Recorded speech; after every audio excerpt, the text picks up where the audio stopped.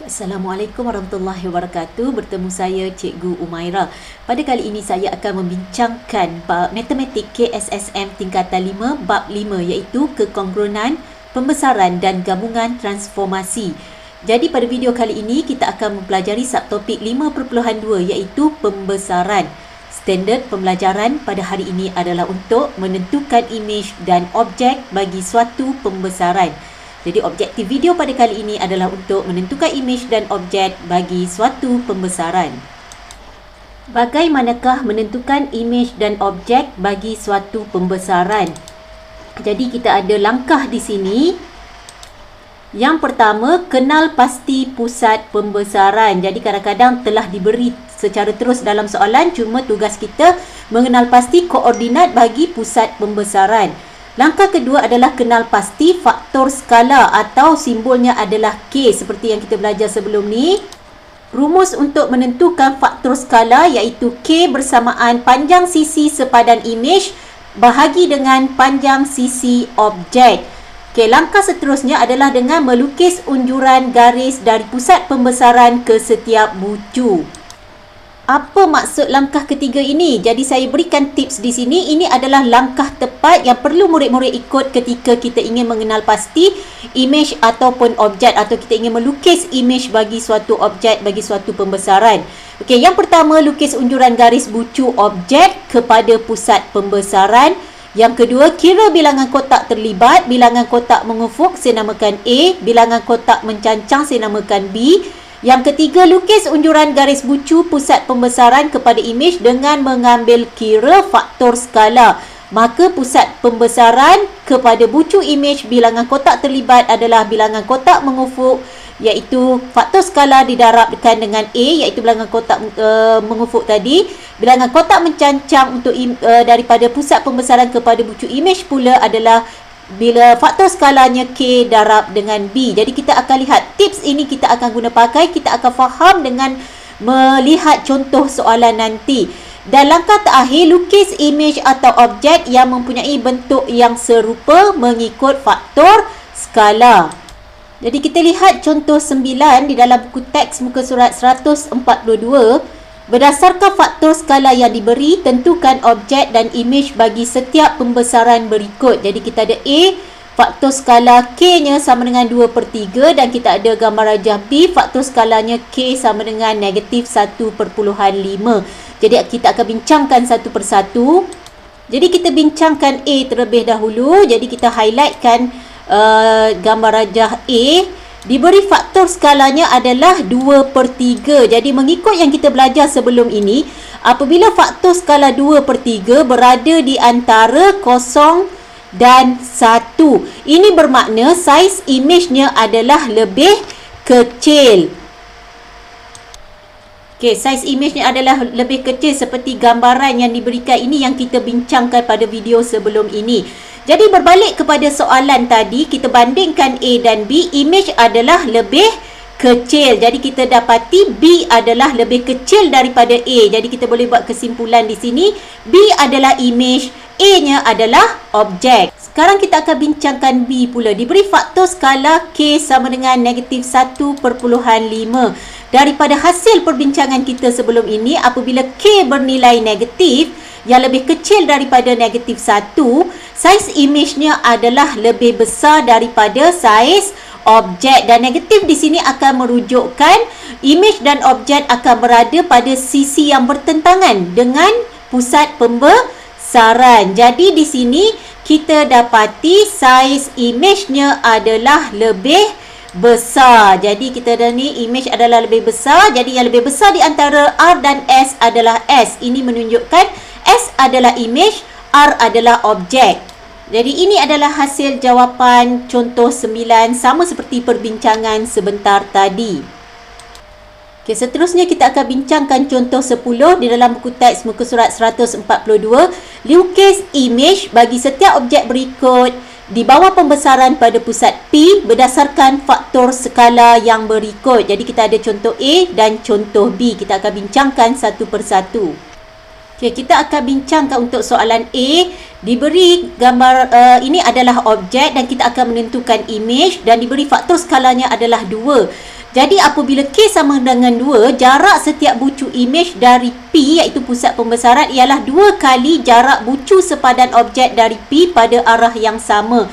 Jadi di sini kita akan guna pakai tips yang saya beri sebentar tadi.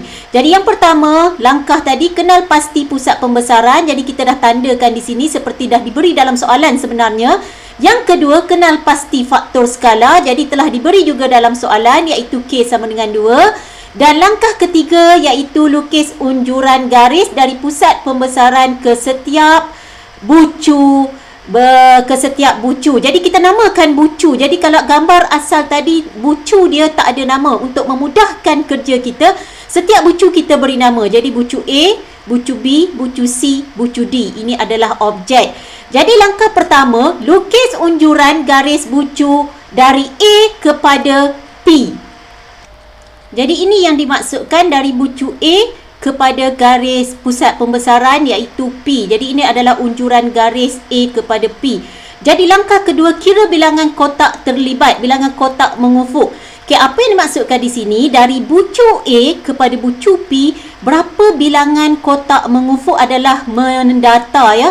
Jadi kita lihat tiada bilangan kotak mengufuk terlibat, bermaksud kosong di sini. Dan bilangan kotak mencancangnya adalah, kita lihat berapa kotak mencancang di sini? 1, 2. Ada 2 kotak di sini. Jadi kita tukar color lain untuk tidak mengelirukan sebab warna yang sama di situ. Jadi kita tukar color hijau supaya membezakan bilangan kotak yang kita kira dengan unjuran garis. Jadi 2 kotak mencancang. Okey, jadi untuk lukis unjuran garis pada pusat pembesaran kepada imej bagi A yang kita tandakan sebagai A prime, kita akan mengambil kira faktor skala. Jadi maka bilangan kotak terlibat dari P kepada A prime yang kita nak nanti, bilangan kotak mengufuknya adalah kita akan ambil daripada tips yang saya beri, faktor skalanya 2 darab daripada A kepada P iaitu adalah kosong, jadi masih lagi kosong. Dan bilangan kotak mencancang, faktor skalanya 2, kita darabkan dengan bilangan kotak mencancang terlibat juga 2, jadi kita perlukan 4 kotak di sini. Jadi untuk kita dapatkan daripada P kepada A prime pula, iaitu imej yang kita nak bagi bucu A, kita perlukan kosong kotak mengufuk. Jadi kosong kotak mengufuk dan 4 kotak mencancang. Jadi 1, 2, 3, 4. Jadi kita dah tahu dekat mana bucu A harus berada. Jadi itulah unjuran garisnya berserta kita dah dapat di mana kedudukan imej bagi A. Jadi kita akan ulang langkah ni untuk setiap bucu. Jadi kita ulang langkah yang sama untuk dapatkan imej bagi B, iaitu titik B di sini ataupun titik B prime. Jadi kita buat langkah yang pertama tadi, unjuran garis B kepada P. Jadi kita dah ada di sini. Seterusnya kita akan kira bilangan kotak mengufuk terlibat dan bilangan kotak mencancang terlibat. Jadi kita kira dari B nak pergi kepada P, bilangan kotak mengufuk adalah 1, 2. 2 kotak. Jadi kita letakkan 2 di sini dan bilangan kotak mencancang B kepada P tiada bilangan kotak mencancang terlibat iaitu kosong. Jadi kita akan lakukan langkah mencari bilangan kotak mengufuk untuk dapatkan P kepada imej B iaitu B prime. Yang saya beri tips sebentar tadi, K faktor skala kita 2 mestilah didarab dengan nilai bilangan kotak mengufuk daripada pusat pembesaran kepada objek iaitu 2 darab 2, nanti kita akan dapat 4 kotak. Dan bilangan kotak mencancang nanti 2 darab kosong juga akan dapat kosong. Jadi untuk kita dapatkan imej bagi titik B iaitu B prime, kita tahu menggunakan tips di sini dari titik pusat pembesaran kepada imej yang kita mahukan. Bilangan kotak mengufuk terlibat nanti adalah K faktor skala 2 darab 2 iaitu 4. Kita dah bincangkan sebentar tadi. Dan 2 darab kosong untuk bilangan kotak mencancangnya adalah kosong. So P kepada B prime yang baru, bilangan kotak mengufuknya 4. 1, 2, 3, 4. Dan bilangan kotak mencancangnya adalah sifar. Jadi kita tahu di sini. Bila sifar di sini. Jadi kita dah dapat kedudukan bagi B prime seperti yang ditunjukkan di sini.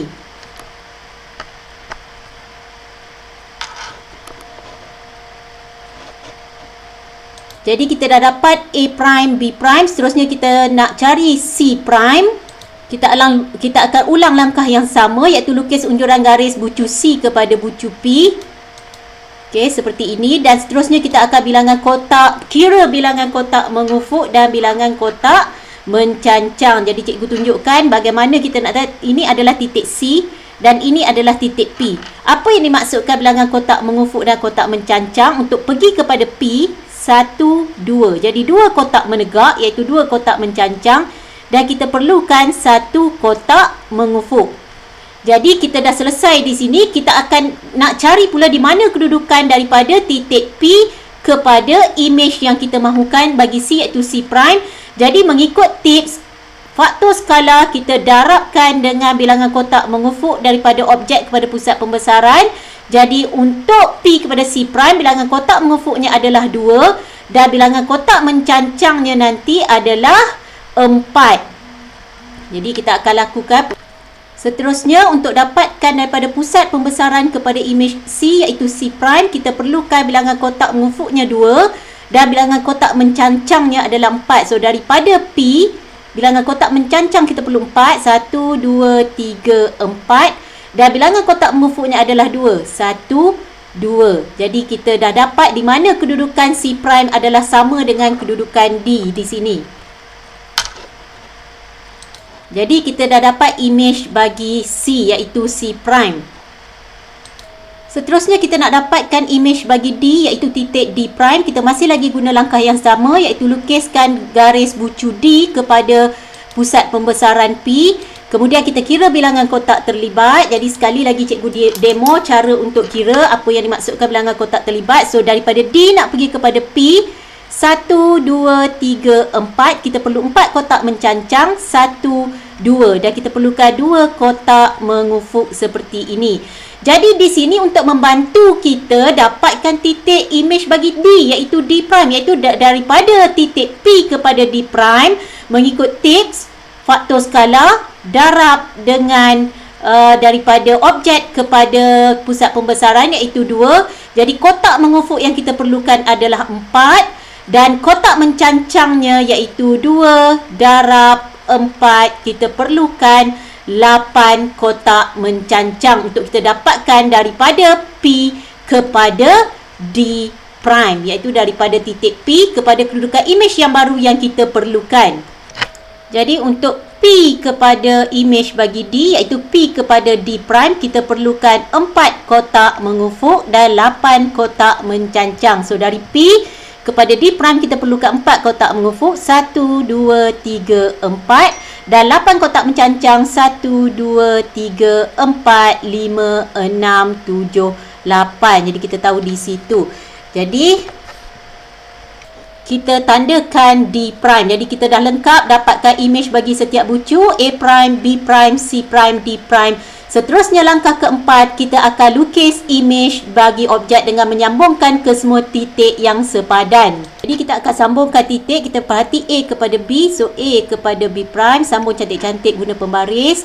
Kemudian A kepada D, jadi A prime kepada D prime. Seterusnya D prime kepada C prime, C prime kepada B. Jadi hasil sambungan titik-titik tadi adalah imej yang kita dapat objek A prime, B prime, C prime, D prime seperti ini. Jadi saya harap murid-murid dapat ikuti tips yang saya beri untuk dapatkan kedudukan imej bagi objek dengan mengambil kira petua kira bilangan kotak. Sekian saja video pada kali ini. Diharapkan apa yang disampaikan dapat membantu murid-murid di luar sana. Sekian, terima kasih.